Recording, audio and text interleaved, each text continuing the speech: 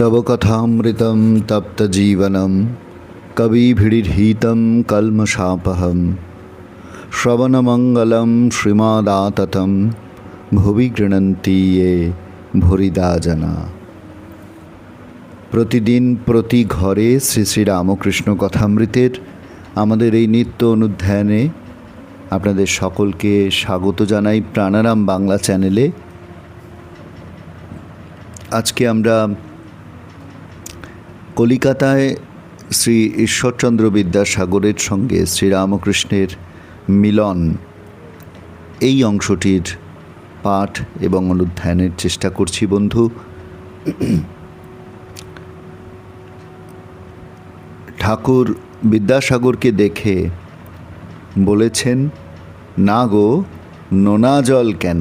তুমি তো অবিদ্যার সাগর নও, তুমি যে বিদ্যার সাগর, তুমি ক্ষীর সমুদ্র।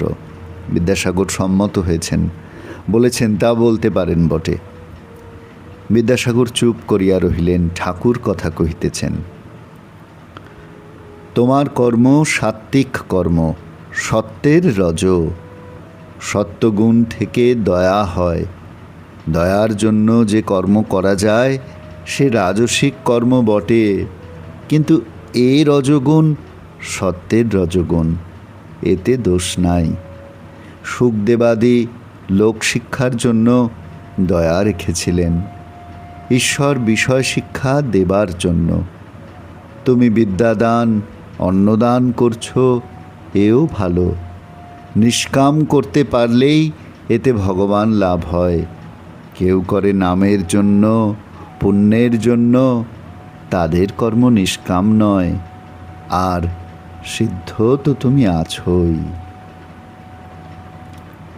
বিদ্যাসাগরের কাছে এসেছেন শ্রীরামকৃষ্ণ।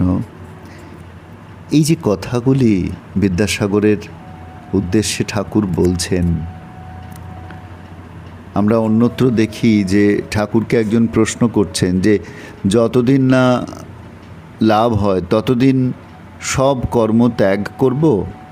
উত্তরে ঠাকুর বলছেন, না, সব কর্ম ত্যাগ করবে কেন? চিন্তা, তার নাম গুণগান, নিত্যকর্ম এসব করতে হবে। এগুলি করতে হবে কারণ এগুলি তাকে পাবার উপায়। আর এগুলির প্রতিকূল যেগুলি, সেখান থেকে বিরত থাকতে হয়। তখন সেই ব্রাহ্ম ভক্তটি জিজ্ঞাসা করছেন, কিন্তু সংসারের কর্ম, বিষয়কর্ম?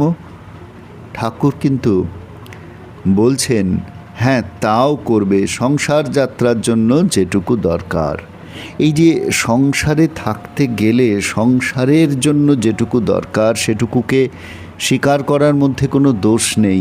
এইটি বোধহয় শ্রীরামকৃষ্ণের একটা অন্যতম বৈশিষ্ট্য। আমরা সব সময় এটি লক্ষ্য করতে পারি। সে প্রতাপের ভাইয়ের ক্ষেত্রে ঠাকুরের নির্দেশ বলুন বা এই প্রসঙ্গে বলুন, সব সময় তিনি কিন্তু সংসার যাত্রার জন্য যেটুকু দরকার সেটুকু স্বীকার করা, এবং সেটি যে ভগবান লাভের পথে খুব বড় প্রতিবন্ধকতা হয় না, কিভাবে চললে হয় না, সেটিও ঠাকুর আমাদের বলে দিচ্ছেন বারংবার। তবে কর্মব্যস্ততা, এই যে সংসারের জন্য যেটুকু করা দরকার সেই সংক্রান্ত আমাদের যে কর্মব্যস্ততা, সেটা যেন এমন না হয়ে ওঠে যে ভগবানকে চিন্তা করবার এক মুহূর্ত অবসর পাওয়া যাবে না। জীবনের মধ্যে বিষয়কর্মের একটা অংশ আছে, কিন্তু কর্ম সম্পাদনের জন্য, সেই কর্ম সম্পাদনের জন্য কিছুটা সময় ব্যয় করতে হবে, এটা ঠিক। কিন্তু সঙ্গে সঙ্গে এটাও দেখতে হবে যে সেই কর্ম যেন আমাদের সমস্ত সময়টা গ্রাস না করে ফেলে। ভগবানকে ভুলে কর্ম নয়, তাকে লাভ করবার জন্যই কর্ম। তাই এক হাতে তাকে ধরে অন্য হাতে কর্ম করার কথা শ্রীরামকৃষ্ণ বলছেন। পুনরাবৃত্তি হচ্ছে, ঠাকুর বারবার এই কথাগুলি বলছেন, কারণ বারবার বলছেন, বিভিন্ন পরিবেশে বলছেন। কখনো তার মধ্যে কেউ নিরাশার ভাব দেখছে না, সকলের জন্য তিনি একনিষ্ঠ আশাবাদী, সকলের হবে, চাই কেবল আন্তরিকতা। সংসারের দায়িত্ব যতদিন আছে সেই দায়িত্ব পালন করতে হবে। আর বিদ্যাসাগর মশাই যে কাজ করছেন সেই কাজের প্রশংসা শ্রীরামকৃষ্ণ করছেন, পঞ্চমুখ হয়ে প্রশংসা করছেন বিদ্যাসাগরের বিদ্যাদান, অন্নদান এসবের। কিন্তু স্মরণ করিয়ে দিচ্ছেন, নিষ্কাম করতে পারলেই এতে ভগবান লাভ হয়। এই কাজটি করার সময় অনেকের ক্ষেত্রে পুণ্যের জন্য স্পৃহা, নামের জন্য স্পৃহা এইগুলি এসে পড়ে, সেটি যেন না আসে। নিষ্কামভাবে এই কাজটি করা, জগতের উপকার করাটা উদ্দেশ্য নয়, সেটি পথ হতে পারে। অন্যত্র ঠাকুর বলছেন যে জগৎ কি এতটুকু গা যে তুমি এর উপকার করবে? যার জগৎ তিনি করবেন যা করবার, তোমার এত ব্যস্ততা কেন? আমি যে জগতের উপকার করবার জন্য এত ব্যস্ত, তার কারণ জগতের ব্যথিতদের প্রতি আন্তরিক সহানুভূতি, নাকি ওই ঠাকুর যেমন বলছেন নামের জন্য, পুণ্যের জন্য আমার লিপ্সা? এই অন্য কিছু নয় তো। এই অন্য কিছুর উৎস সন্ধান করতে গিয়েই কিন্তু আমরা প্রচ্ছন্ন অহংকার, প্রতিষ্ঠা এগুলিকে খুঁজে পাই। তাই কর্ম করতে গেলে, এই দৃষ্টি নিয়ে কর্ম করতে গেলে মানুষ কিন্তু আরও বেশি আত্মপ্রতিষ্ঠার দিকে চলে যাবে, আরও বেশি বিভ্রান্ত হয়। তাই ঠাকুর সাবধান করে দিচ্ছেন যে কর্মে কোনো দোষ নেই, কর্ম দোষের নয়, বা কর্মের এটি দোষ নয়। দোষ কর্ম করবার যে কৌশল, সেটি অবলম্বন না করা। এই কৌশল কি? তাকে ধরে কর্ম করা, যাতে কর্মস্রোত জীবনের উদ্দেশ্যকে ভাসিয়ে নিয়ে যেতে না পারে। ঠাকুর শম্ভু মল্লিককে বলেছিলেন, ভগবানের সঙ্গে দেখা হলে কি কতকগুলো স্কুল, হাসপাতাল, ডিসপেন্সারি এসব চাইবে? কেন বলছেন? এগুলো করা কি খারাপ?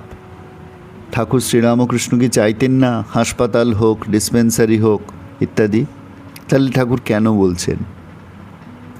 ভালো করে চিন্তা করলে আমরা বুঝতে পারবো যে এই ভালো কাজ ঠিকই, কিন্তু ভগবানকে আস্বাদন করাকে গৌণ করে কতগুলো হাসপাতাল, ডিসপেন্সারিকে মুখ্য করা, এ হচ্ছে ঠিক কাঞ্চন ফেলে কাঁচ নিয়ে খেলা করার মতন। তিনি মুখ্য, তিনিই প্রধান, তারপর অন্য সব কিছু। তাই বলছেন কালীঘাটে গিয়ে আগে জোশো করে কালী দর্শন করো, তারপর দান ধ্যান। ভাবটা এই যে আমরা এই জগতে এসেছি তাঁকে লাভ করবার জন্য, তাঁকে আস্বাদন করবার জন্য। এ কথা যেন আমরা ভুলে না যাই, কাজই যেন প্রধান না হয়ে ওঠে। কথামৃতে আমরা অন্যত্র দেখব যে ঠাকুরের এক জন্মদিনে কালীকৃষ্ণ দক্ষিণেশ্বরে গিয়ে একটু পরেই উঠে যেতে চাইছেন কোনো একটি মিটিংয়ে যাবার জন্য, সেটি শ্রমিক কল্যাণ বিষয়ে। ঠাকুর বলছেন এখানে কত হরিনাম হবে, কত আনন্দ হবে, ওর ভাগ্যে নেই। ঠাকুরের আফসোস হচ্ছে, কিন্তু কেন? কালীকৃষ্ণ তো ভালো কাজ করতে যাচ্ছেন, ভালো কাজ বটে, কিন্তু ভগবত ভজনের যে সুযোগ সামনে রয়েছে তাকে উপেক্ষা করে অন্য কাজের দোহাই দেওয়া, এইটি একটা সুবর্ণ সুযোগ হারানোর মতো। সে কথারই প্রতিধ্বনি আমরা শুনতে পাচ্ছি বিদ্যাসাগরের সামনেও। বিদ্যাসাগর যে বিদ্যা দান করছেন, অন্নদান করছেন, খুব খুশি হচ্ছেন শ্রীরামকৃষ্ণ, বলছেন এও ভালো। তবে স্মরণ করিয়ে দিচ্ছেন, নিষ্কাম করতে পারলেই এতে ভগবান লাভ হয়। কেউ করে নামের জন্য, পুণ্যের জন্য, তাদের কর্ম নিষ্কাম নয়। আরও একটি কথা বলছেন, আর সিদ্ধ তো তুমি আছোই, বিদ্যাসাগরের কর্ম যে নিষ্কাম কর্মের মতনই, বিদ্যাসাগর যে নিঃস্বার্থভাবে মানুষকে ভালোবাসেন, তার মানুষের প্রতি ভালোবাসা, তার বিদ্যানুরাগ, তার স্বাধীনতা প্রিয়তা এবং তার মাতৃভক্তি, তার মনের বল, তার সর্বজীবের প্রতি দয়া, যে বিদ্যাসাগরকে তাই দয়ার সাগর বলা হচ্ছে, এগুলি শ্রীরামকৃষ্ণ জানেন।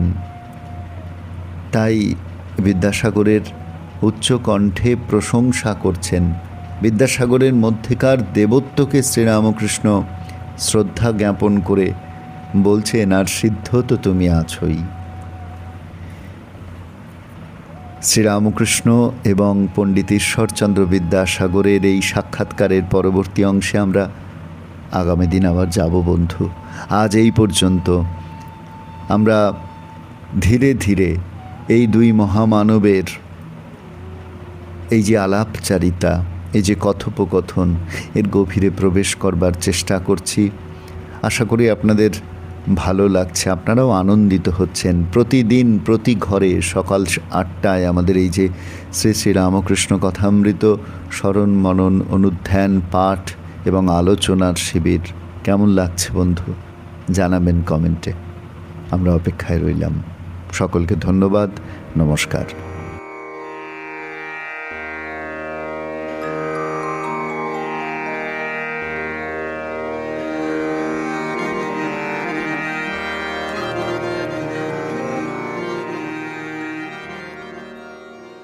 প্রাণারাম প্রাণারাম প্রাণারাম